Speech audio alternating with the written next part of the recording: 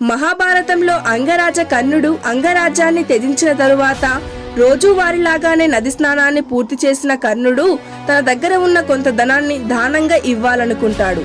కానీ రోజు స్వీకరించిన దానాన్ని ఈ రోజు మాత్రం స్వీకరించడానికి బ్రాహ్మణులు తిరస్కరిస్తారు.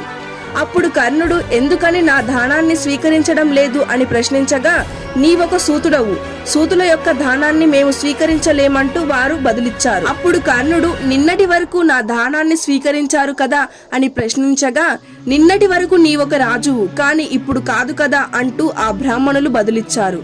వెనువెంటనే కర్ణుడు, నేను నా రాజ్యాన్ని త్యజించాను, కానీ నా ధర్మాన్ని మరియు నా శౌర్యాన్ని త్యజించలేనంటూ తన దగ్గర ఉన్న ఖడ్గాన్ని బయటకు తీశాడు.